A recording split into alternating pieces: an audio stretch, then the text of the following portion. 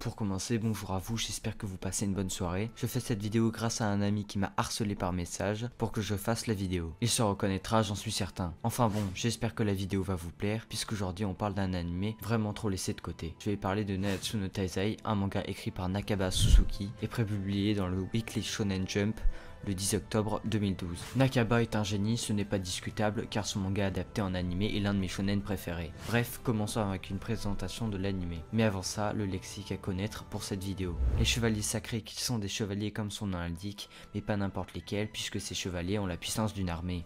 Les Seven Deadly Sins, ou en français les 7 péchés capitaux, qui sont des criminels embauchés en quelque sorte par le royaume pour devenir une unité spéciale de chevaliers. Chaque péché capital est représenté par un animal. Bref, au début de l'anime, on apprend que les Seven Deadly Sins sont accusés d'avoir tué le grand Zaratras, l'un des chevaliers sacrés, et aussi d'avoir comploté le renversement du royaume. Suite à ça, les chevaliers sacrés agissant comme des gitans pour leurs confrères Zaratras se vengèrent. Bon, j'avoue, j'ai un peu abusé pour cette blague. Bref, les chevaliers sacrés éradiquèrent les Seven Deadly Sins. Enfin bon, ces mêmes gitans font un coup d'état 10 ans plus tard en emprisonnant le roi pour devenir les nouveaux dirigeants du royaume. Et c'est là que l'anime commence avec une jeune fille aux cheveux dorés qui, espérant que l'un des 7 péchés capitaux soit encore en vie. Durant son périple, elle perd conscience dans la taverne de Meliodas, un jeune garçon parcourant le monde sur un cochon. C'est un peu spécial quand je le dis comme ça, mais dans l'anime ça rend bien, vous inquiétez pas. Elisabeth va se rendre compte que Meliodas n'est pas qu'un simple propriétaire de bar, mais plutôt un guerrier à la puissance extraordinaire et surtout le chef des Sins. Personnellement, cet anime est l'un des rares où j'ai accroché dès le premier épisode, car dans les premières scènes de l'épisode 1 et 2, il y a déjà des moments ultra badass, et des combats qui m'ont séduit de par l'animation qui est juste incroyable, on va pas se le cacher. C'est le studio 1 Pictures qui se charge de l'animation, qui est aussi le studio qui a réalisé l'animation de SAO, de Your Lie in April et de plein d'autres animés dont je parlerai dans une future vidéo.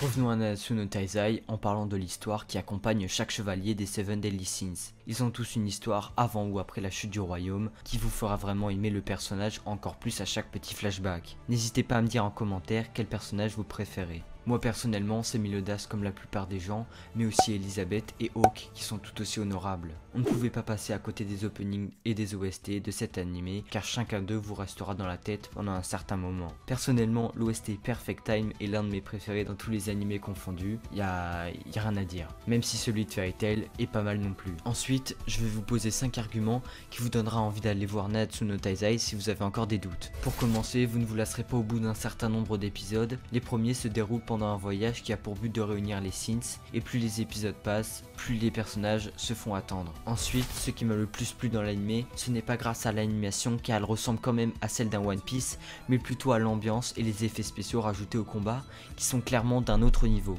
On peut aussi remarquer que les chara-designs font la force de l'anime en quelque sorte car ils sont différents de tous les autres animés. C'est cet atout notamment qui fait le charme de My Hero Academia et de Assassination Classroom. Évidemment, on ne pouvait pas passer à côté des flashbacks qui sont utilisés à très bon escient et ça donne un côté mystérieux à l'anime puisqu'on a envie de connaître tout sur les personnages et au fil de l'anime, on devient vraiment attaché à chaque personnage. Et pour finir, le niveau d'épique dans les scènes de combat est mémorable, c'est ce qui m'a le plus surpris. Quand on voit que Meliodas est capable de détruire une montagne avec une épée cassé, ça rentre quand même dans la case ultra badass, on va pas se le cacher. Et l'argument bonus, Elisabeth a une poitrine assez développée, il fallait que je le dise parce que ça m'a vraiment bouleversé au début de l'anime. Et c'est maintenant fini de ce top 5 d'arguments, j'espère que j'ai enlevé tous vos doutes sur Nanatsu no Taizai, foncez le voir. Ensuite, en une phrase pour conclure mon avis sur l'anime, voici ce que j'en pense.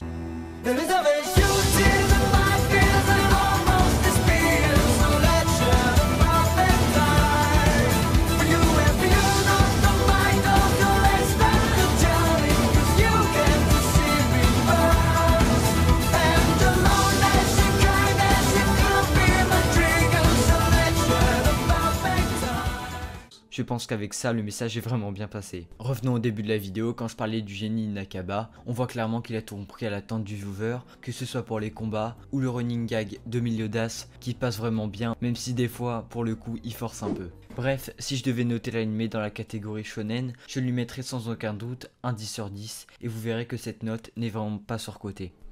Pour finir, il y a 2 saisons de 24 épisodes qui ont pour genre action, aventure, comédie, fantasy, romance, shonen, surnaturel et pour thème combat, démons et magie.